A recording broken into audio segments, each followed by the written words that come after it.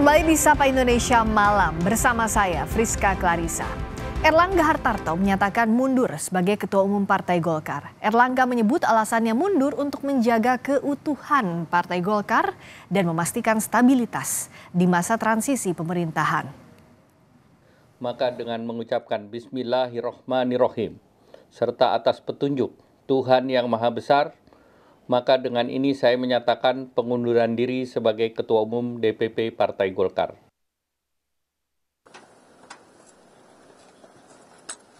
Erlangga Hartarto menyampaikan pengunduran dirinya dari jabatan Ketua Umum Partai Golkar. Erlangga menyebut alasannya mundur untuk menjaga keutuhan partai dan memastikan stabilitas di masa transisi pemerintahan. Saya Erlangga Hartarto, setelah mempertimbangkan dan untuk menjaga keutuhan Partai Golkar dalam rangka memastikan stabilitas transisi pemerintahan yang akan terjadi dalam waktu dekat, maka dengan mengucapkan Bismillahirrohmanirrohim serta atas petunjuk Tuhan Yang Maha Besar, maka dengan ini saya menyatakan pengunduran diri sebagai Ketua Umum DPP Partai Golkar. Dalam pernyataan pengunduran dirinya, Erlangga juga menyinggung soal kontribusi Golkar di pemilu 2024 lalu.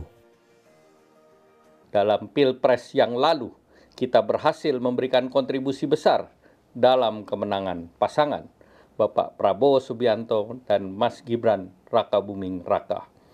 Mereka akan melanjutkan kepemimpinan negara sebagai presiden dan wakil presiden periode 2024-2029. Wacana agar Erlangga mundur sempat mengemuka pada pertengahan akhir tahun lalu. Sejumlah kader Golkar mendesak digelarnya Munaslup karena menilai Erlangga gagal membawa mandat partai untuk mengusung kader di Pilpres 2024. Desakan Munaslup Golkar untuk melengsarkan Erlangga sempat dipertanyakan tokoh senior Golkar Luhut Panjaitan. Luhut menilai Erlangga cukup berprestasi selama memimpin Golkar.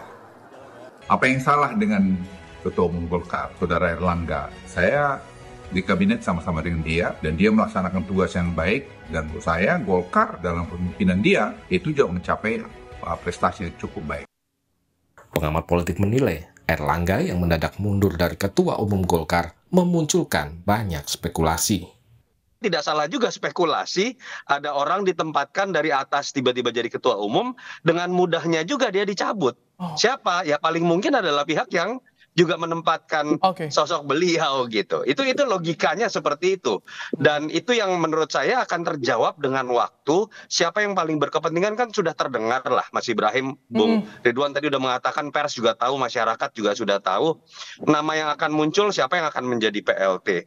Dan paling mungkin adalah kita akan menerka siapa yang ada di belakang ini kan adalah bagaimana nanti nama yang akan menguat di dalam Munaslup. Misalnya kalau orang menerka nama Bahlil, orang pasti akan menduga di belakangnya ada Pak Jokowi, karena Bahlil adalah orang dekat Jokowi. Akan berbeda kalau misalnya Agus Gumiwang, mungkin yang dianggap paling berpengaruh di situ adalah Pak Prabowo, karena Pak Agus Gumiwang dekat dengan Pak Prabowo. Wakil Ketua Umum Partai Golkar Ahmad Doli Kurnia menegaskan, Erlangga memilih untuk fokus sebagai Menko Perekonomian dan mengawal transisi pemerintahan baru. Ahmad Doli juga membantah ada desakan agar Erlangga mundur. Paling lama kesana, gadang lebih berkonsentrasi untuk di kabinet, karena tenaga ketua umum kami itu sebagai Menko Perekonomian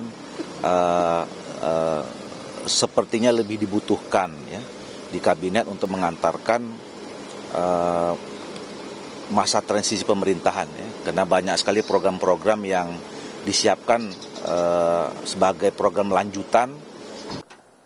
Erlangga menjabat sebagai Ketua Umum Partai Golkar sejak 2017 lalu. Munas Golkar pada 2019 mengukuhkan kembali Erlangga sebagai Ketua Umum selama 2 periode. Masa jabatan Erlangga seharusnya berakhir pada Munas Partai Golkar yang dijadwalkan pada Desember mendatang. Tim Liputan, Kompas TV.